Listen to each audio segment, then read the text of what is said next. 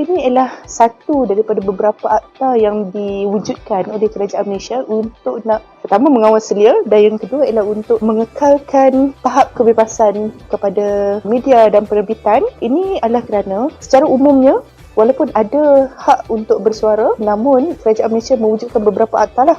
Contohnya akta fitnah, akta hasutan dan salah satunya ialah akta penerbitan ialah untuk nak mengawal dan mengekalkan keharmonian negara. Okay? Dan tujuan utama wujudnya akta ni ialah untuk mengawal selia pergerakan mesin cetak ataupun pemprosesan mesin cetak dan juga penerbitan. Okay? Itu secara umumnya lah mengenai akta ini. Untuk soalan ini, sebenarnya kalau saya boleh nak terangkan sikit, dia ada 3 komponen dekat bawah akta mesin cetak dan penerbitan 1984. Okay? Yang mana yang pertama ialah berkaitan dengan penggunaan ataupun menyimpan mesin cetak itu sendiri. Itu yang pertama. Yang kedua ialah untuk penerbitan, cetakan, penerbitan, mengimport, menjual, mengedar dan juga untuk menawarkan menjual dan pengedaran surat khabar. Okay? Yang pertama ialah mesin cetak akhbar, yang kedua ialah surat khabar dan yang ketiga ialah penerbitan yang tidak diingini. Saya kembali kepada yang pertama. Okay? Yang pertama ialah apa yang terkandung dalam akta ni adalah menjadi satu kesalahan sekiranya seseorang itu memiliki satu mesin untuk mencetak penerbitan dalam bentuk akhbar, letterpress, litografi, grover, intaglio dan dia adalah senaraikan jenis-jenis penerbitan yang boleh dihasilkan dengan mesin cetak ni. Jadi untuk seseorang ataupun sesebuah syarikat mempunyai mesin cetak ni, dia kena dapatkan lesen daripada Kementerian Dalam Negeri. Untuk jenis penerbitan yang kedua iaitu akhbar pun tidak boleh sewenang-wenangnya seseorang masyarakat ataupun sesebuah syarikat mencetak, mengedar, mengimport, menerbit, menjual, memberikan kepada orang, okay, atau menawarkan untuk menjual dan memberikan kepada orang, melainkan mendapat permit terlebih dahulu daripada Kementerian Dalam Negeri juga. That's why from time to time kita akan melihat apabila cukup syarat ataupun tidak mencapai syarat minimum tertentu, sesebuah akhbar itu akan ditarik permit dia lah. Mungkin ada beberapa kesalahan yang dilakukan. Untuk kedua-dua jenis kesalahan ini tadi ialah mesin cetak dan juga akhbar.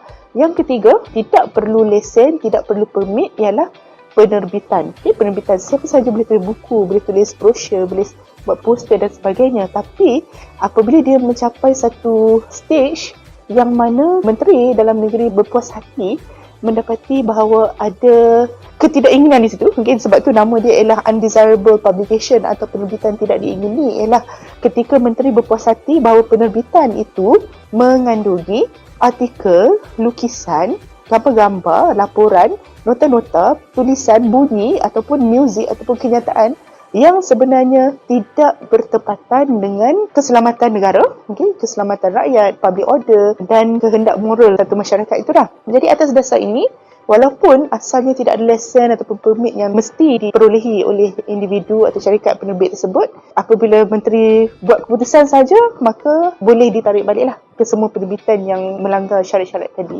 Itu ialah antara 3 benda yang terkandung di bawah akta ini. Sebenarnya akta mesin cetak dan penerbitan 1984 ni dia sangat straightforward, dia sangat jelas, iaitu mengatakan sebelum memiliki ataupun menggunakan mesin cetak kena dapatkan lesen. Sebelum mengedar, menjual surat khabar dan sebagainya ialah mestilah dapatkan permit. Dan nak hasilkan penerbitan buku, artikel, gambar rajah dan sebagainya mestilah bertepatan dengan morality, bertepatan dengan keselamatan negara, bertepatan dengan keamanan sejagat dan sebagainya. Tapi the moment kita berlawanan, okay, dengan perkara-perkara yang dinyatakan ni, contohnya memiliki mesin cetak tapi tidak dapatkan lesen, ataupun kita terbitkan akhbar tidak ada permit, ataupun kita menjual surat khabar tidak ada permit contohnya kan. Jadi itu akan trigger lah kesalahan di bawah akta mesin cetak dan penerbitan, dan hukuman bagi kesalahan-kesalahan ini apabila dah sampai ke peringkat dakwaan dan sebagainya, mahkamah mempunyai kuasa untuk memberikan hukuman penjara kepada pemilik selama penjara 3 tahun atau RM20,000 denda atau kedua-duanya sekali. Itu bergantung kepada keseriusan kesalahan yang dilakukan.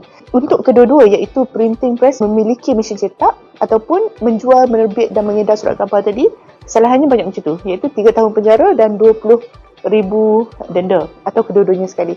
Manakala untuk yang ketiga, yang mana untuk penerbitan tidak diingini itu, kesalahan yang dilakukan ialah apabila menerbitkan kandungan, gambar, bunyi dan sebagainya tu yang bertentangan dengan keamanan dan moraliti. Jadi hukuman yang boleh digunakan oleh Kementerian Dalam Negeri dan sekiranya kes itu lebih serius akan pergi ke mahkamah ialah untuk penarikan semula buku-buku tu daripada tarik semula ataupun rapasan, dan juga tidak dibenarkan lagi, iaitu arahan untuk tidak mengeluarkan lagi lah material-material ini, penerbitan-penerbitan ini. Sebenarnya akta ni walaupun dia ada kelemahannya sendiri, dia sangat penting untuk menjaga keharmonian negara. Okey, tujuan adanya tu kita kembali kepada tujuan asal, iaitu untuk mengawal selia penggunaan mesin cetak dan penerbitan. Oleh itu, kita sebagai pengguna, kita sebagai end user, sekarang ni freedom of information kan, kita macam Google je dapat maklumat. Cari masuk internet terus dapat maklumat. Kita sepatutnya bertanggungjawab kepada sebarang penerbitan, sebarang tulisan, sebarang posting kita di social media secara bercetak ataupun tidak, kerana dia akan kekal berada dekat situ. Walaupun kita dah delete pada satu hari, maklumat yang kita letak tu sebenarnya dia akan kekal, dan sekiranya dia menjadi satu kesalahan, dia akan terus menghantui kita pula selepas tu. So, sebagai mahasiswa, saya nasihatkan untuk kita bertanggungjawab terhadap apa yang kita fikirkan, apa yang kita lakukan.